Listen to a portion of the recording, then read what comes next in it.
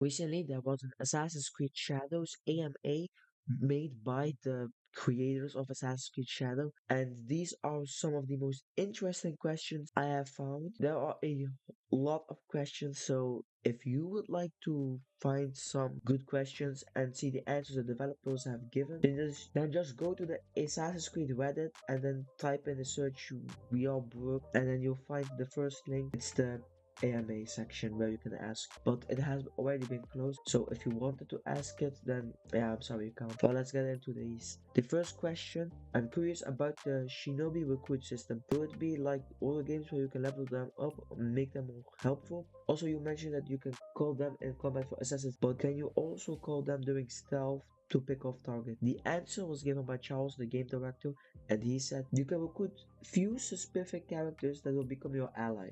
Those characters have a specific story, quest, and abilities. You can pick them one or two of them to assist you in combat or stuff, depending on their abilities. Some are fighters, some are more shinobi type of characters, so you can decide to complement your character or reinforce your strength. Personally, I like using stealth ally with Yasuke to add some stealth options. So this just tells us that it'll be more like AC3 where we have specific characters with their own storyline, which I like. It makes them more real, than just a stat on a screen that can easily help you just take off some targets at a distance with a throwing knife. The next question, which I personally am interested in, talks about some real life historical characters that we know are around Japan in this period. So let's just get into it. The question starts with: Shall Hattori Hanzo, and Yamauchi Taka be present in the game as assassins? Jonathan answered, and he said, I can't spoil the story here, but I can confirm that Hattori Hanzo is in the game. I told this, like one of the assassins could be Hattori Hanzo and Yamauchi Taka. He didn't say anything about Taka, but we know Hanzo is present, so great. I'm very happy for that. The next question goes into: how has the focus of developing shifted since the delay? Jonathan answered again, and he said the delay has helped us focus on polish, debug, and balancing. It honestly has been great to be able to tweak the game and push overall quality. We've been able to make changes and tweaks on parkour, for example, or touch up the parry mechanic or work on the cinematic transitions.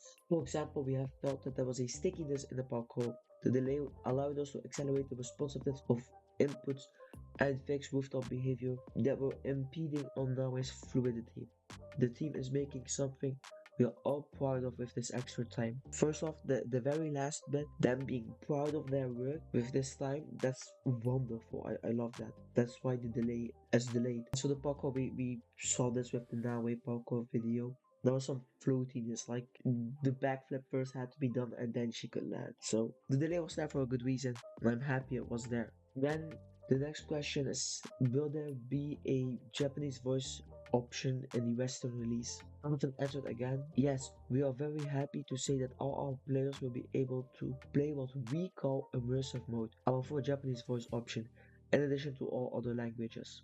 This is good for the people who really want to immerse themselves in Japan, but for me, I think at least a low accurate way to play this game is not in Japanese but in English, because the animus translates languages to go to English instead of Italian, like for Ezio example. But some words cannot be translated while playing in the animus. That's why you hear Ezio say Requiescat in Pace instead of Rest in Peace, and other examples like Malaka and OEC Odyssey, for example. The last question is about the season system and how it works, and the answer was given by Thierry, and his answer are: the seasons are triggered through time passing in game. In some cases it's story related. They have two steps that showcase the evolution through time. There is no skipping the time, and this I can only say, like, think of Hogwarts Legacy. Like, you beat some part of the game, you get to Christmas. You beat another part of the game, you get to spring. That's just it. And that's the amount of time I have right now for this video. I do want to make a prediction video about AC Shadows' story, because Hattori Hanzo is in the game and we know his lore, so we know what could happen around that time. So look out for that. Subscribe, like, to help me reach more people. Just thanks.